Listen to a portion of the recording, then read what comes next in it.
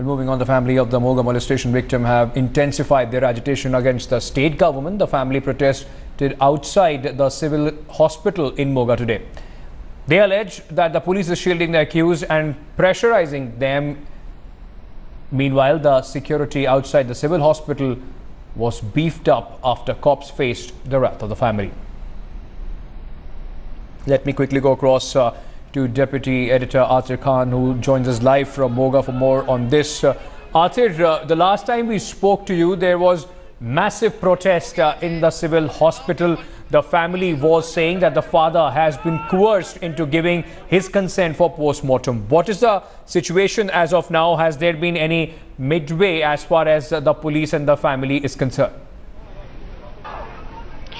Well, you see now things are, appearing to have settled down, and now, as you can see behind me, there are senior police officers who have done the damage control out here, and they have, we have with us the SSP, Mr. J.S. Khera, who was in talks with the family members. Let's have a word with him. Mr. Khera, what happened? Was it a conditional consent, and how has the family agreed? It was nothing conditional about it. We had been conducting these investigations for the last 3-4 days, and for record I would want to say that after registration of the FIR, not only that, after the incidents of the crime, we nabbed all the 4 accused within 24 hours. The driver, the conductor and the 2 cleaners. The bus was impounded, and the investigations were carried on in a very free, fair and transparent manner. Right. And we were constantly in touch with the family, and we were briefing them that what we are investigating. Right. However, certain elements, as you have also seen, you have been here for last 2-3 days, they were spreading these rumors that investigation is not going proper, the police has not lodged certain sections, they have not added certain sections. So let me clarify here that we have lodged an FIR under section 302, 307, 354, 34 and 120B IPC. Along with it, we have section 3 of the SC Act and section 8 of the Prevention of Sexual Offences Against Children, POSCA. The accused were arrested and they were taken on a 4 days remand. Then the word went round, the family had this apprehension that the actual accused have not been arrested, that somebody else has been arrested. So to dispel that notion, the family sent people from the family with us, and we showed them the accused, and they were satisfied after seeing the accused. They just identified them, and they are the people who were there in the bus, and they are satisfied with the investigation now. But sir, what are the lessons learned from this incident? It's a really, horrific incident. It's a nightmare for all women in the entire district and the entire country. I strongly condemn this deplorable incident, and we have brought the culprits to justice. CCTV footage, do you think that will be a crucial piece of evidence? See, CCTV footage is a part of the evidence.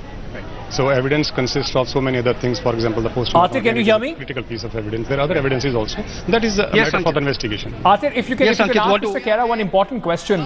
Is there some action being taken against the Orbit bus service? Because as in case of, Delhi gang rape, the December 16 rape, there was action taken against the owner of the bus service also for negligence. Is there some action the police is taking? Yes.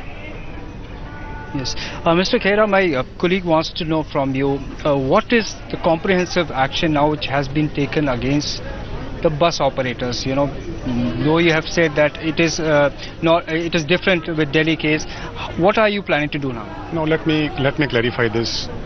Last night also I had gone on record saying this, that the incident which happened in Delhi, FIR 413 of 2012, which was launched at Sant Vihar police station, that was under section 302, 376, that the rape and murder had taken place. Right. Now, it was being said here that the owners were booked in that case, and so deriving a simile from that, they said the owners should be booked in this case also. Right.